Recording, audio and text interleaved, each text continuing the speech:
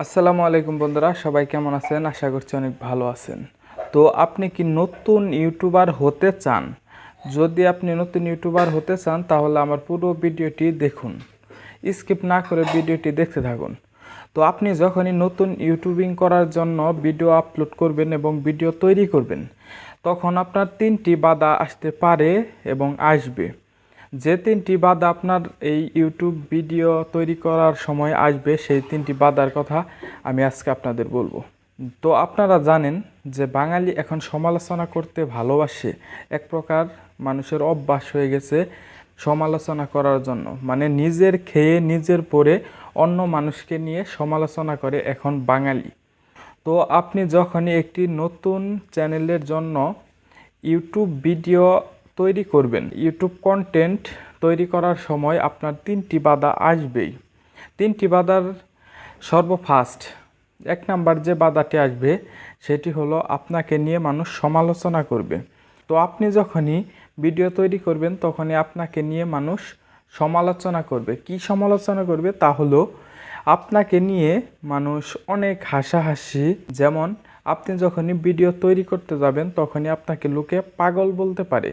তার কারণ আপনি যখনই একটি ইউটিউব ভিডিও তৈরি করবেন তখনই মানুষ আপনাকে নিয়ে অনেক কথা বলবে এবং বাজে মন্তব্য করতে পারে এবং পাগল বলবে, এটাই স্বাভাবিক। যখনই মানুষ আপনাকে নিয়ে পাগল বলবে, হাসাহাসি করবে, এই ফার্স্ট বাধা যদি আপনি পেরিয়ে ইউটিউব ভিডিও তৈরি করতে পারেন তাহলে আপনি এক সময় সফল ইউটিউবার হতে পারবেন। নাম্বার 2, আপনার যে সমস্যাটি হবে এবং যে বাধাটি আসবে, এই বাধাটি হলো আপনার নিজের থেকে। যেমন আপনি যখনই একটি ভিডিও তৈরি করতে যাবেন তখনই আপনার একটি আলসি লাগা শুরু হবে, অর্থাৎ অ্যালসেমি ধরে যাবে। মানে আপনি তৈরি করবেন একটি ভিডিও, যেমন মনে হবে যে আজকে না কালকে, কালকে না পরশু। আপনার ভিডিওটি আজকে আপলোড করা দরকার, কিন্তু আপনি আজকে আপলোড করবেন না। আপনার মনে হবে যে আমি কালকে অথবা পরশু ভিডিও আপলোড করব। তো এই হলো অ্যালসেমি। এই অ্যালসেমি থেকে আপনি যদি নিজে রক্ষা পেতে পারেন, এই অ্যালসেমি থেকে রক্ষা পেয়ে তারপরে যদি আপনি ভিডিও তৈরি করতে পারেন তাহলে আপনি এক পর্যায়ে গিয়ে একটি সফল ইউটিউবার হতে পারবেন।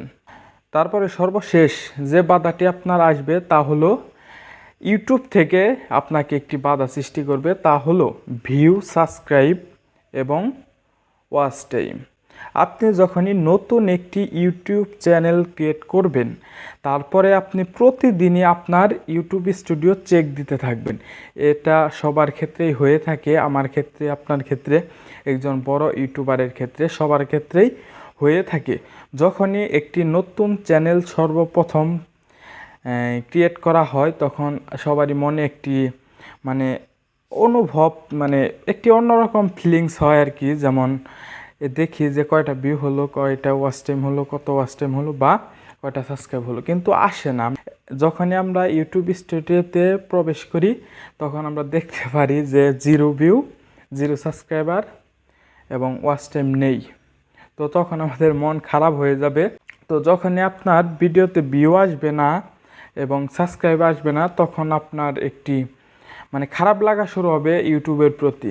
তখন আপনার মনে হবে যে কী ভিডিও বানাই, আমার দ্বারা হবে না, আমি এগুলো পারবো না। তো এসব বাধা থেকে যদি আপনি মুক্ত হয়ে ভিডিও আপলোড করতে থাকেন এবং ভিডিও এক নিশে এক ক্যাটাগরি থেকে ভিডিও তৈরি করে এবং ভিডিও যথারীতি সঠিক নিয়মে নিয়মিত ভিডিও আপলোড করতে পারেন তাহলে আপনি অবশ্যই ভবিষ্যতে এক পর্যায়ে আপনি সফল ইউটিউবার হতে পারবেন।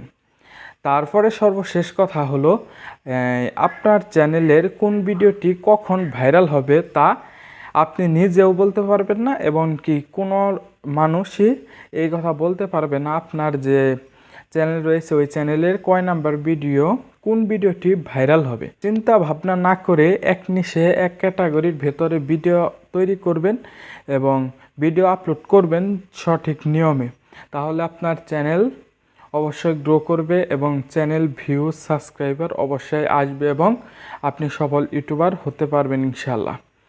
তো এই ছিল আমার আজকের ভিডিওটি। যদি ভিডিওটি ভালো লাগে তাহলে অবশ্যই চ্যানেলটি সাবস্ক্রাইব করবেন এবং ভিডিওতে একটি লাইক দেবেন। ভালো থাকুন, সুস্থ থাকুন, দেখা হবে পরের ভিডিওতে। আসসালামু আলাইকুম।